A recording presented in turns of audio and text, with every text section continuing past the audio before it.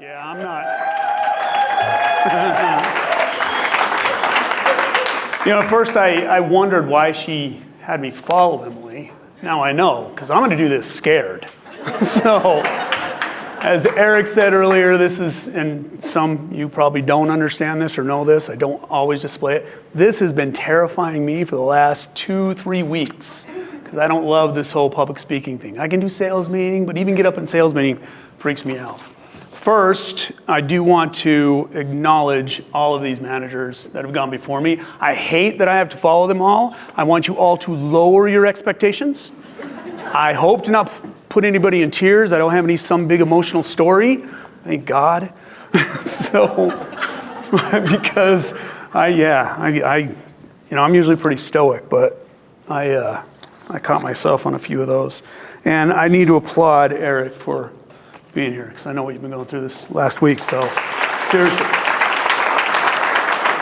Here, I just wanted to skip because I didn't want to do it. He gets off his damn hospital bed and roams on in here, and so.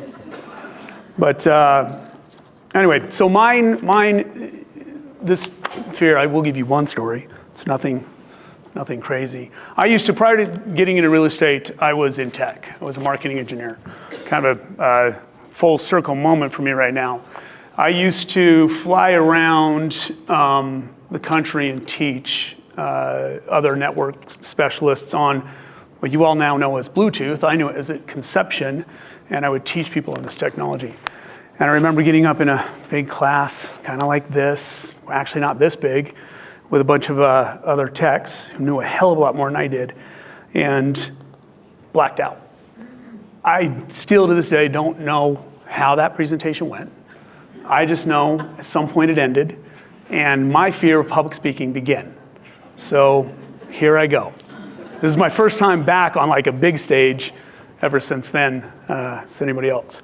Most of my agents know this. We've talked about it a few times. My topic, it's not super emotional. There's some value and reasons for it. Mine's on professionalism and value. It's something I am passionate about in this industry that I believe we as professionals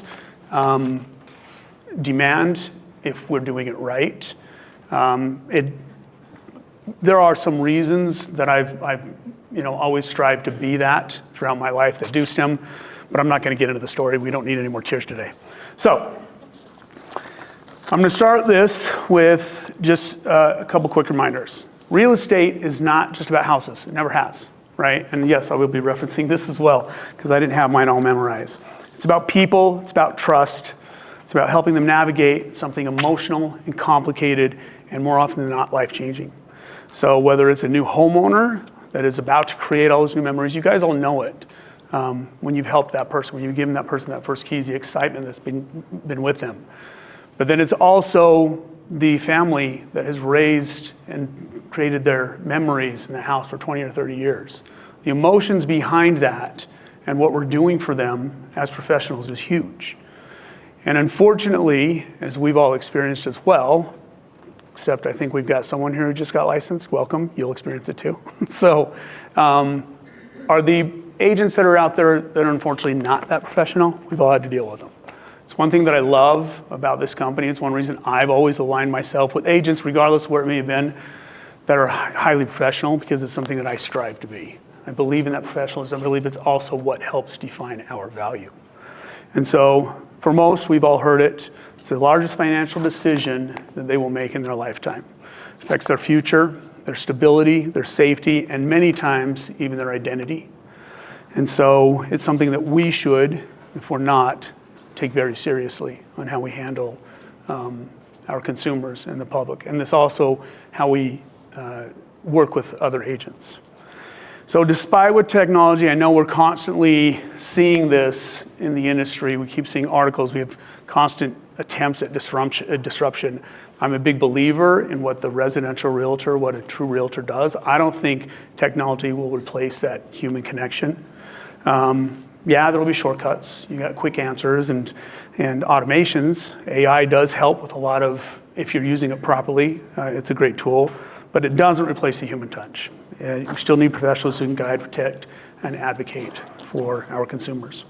We're full of options. We're full of noise and opinions. At the center of all that is where we, as those professionals, come in. The professionals with the confidence to actually lead. So with that, professionalism isn't about wearing a suit, hence the reason I didn't suit up today. Jeans and the jacket. It's not about memorizing scripts, okay? Professionalism is about showing up prepared, knowing your craft, communicating in a way that calms chaos, keeping our emotions out of it, right? Being honest with when trust is uncomfortable, solving problems before clients even know that they happened, and protecting people during one of the most stressful chapters of their lives. It's being the steady hand when others, the other side or agent, is losing their minds, and being the person a client leans on when they're overwhelmed or uncertain. One thing I had, this was the video I was going to throw up, but I implore you all, pick up your phones. I know that technology has made it really easy to communicate, but how many times have you had a deal go south or start to go south because you've just been texting and somebody on the other end has misread what you meant to say or you've misread what they meant to say? I've seen it too many times, especially in the last probably 3 or 4 years, since nobody wants to pick up a phone. They get pissed or triggered over something, and this has happened to my own agents. I've been guilty of it.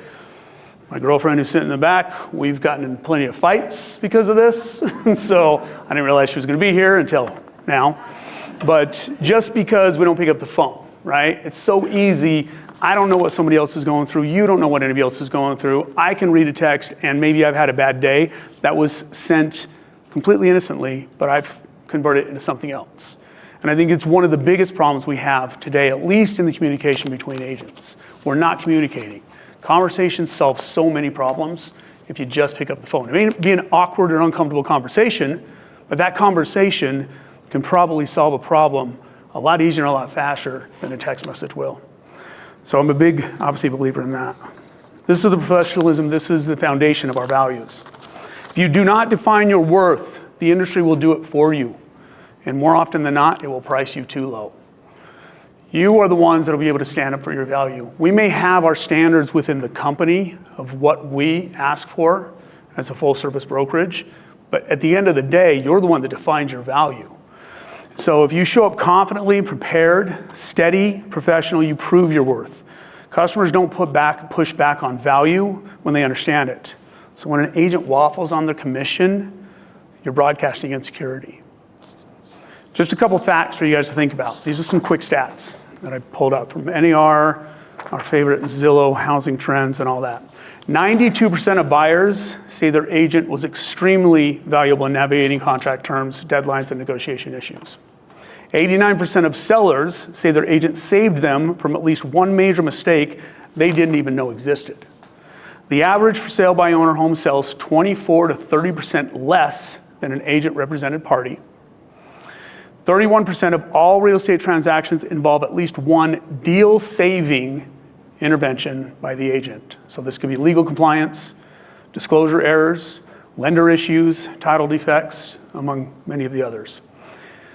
This is one consumers don't think about, and you all probably don't think about. Remember, we do this, we get in our routine, so some of us may feel like it's easy, we may feel like we're making some easy money, but the average agent spends 20 to 40 hours per transaction on the invisible labor, the things that nobody ever sees, your consumers don't see. That's contract reviews, inspection negotiations, appraisal disputes, lender coordination, title issues, HOA documentations, deadlines and compliance management. And I didn't realize this one until I looked it up. Agent reduce legal risk for clients by up to 80%. Managing disclosures, time lanes, and state-specific obligations. And then the median agent contributes between $7,500 and $10,000 in out-of-pocket value via your marketing, your professional guidance, negotiation gains, and avoiding costly mistakes. These are important things that you all need to take into account, that you need to remember, especially when you're getting, I know we get the compression issue or the commission issue in the discussions these days, because AI is telling them how to try to negotiate it. But ultimately, at the end of the day, if you know your value, if you're able to stand up for your value, that won't be a conversation. If you can walk in there confidently, then you don't need to have that negotiation conversation. If you can prove your value, and walk in with prepared and ready, then it's unlikely to come up. And so I had one, you can't expect someone to believe you're worth 3% when you don't believe you're worth 1%. You have to believe in your value before they will.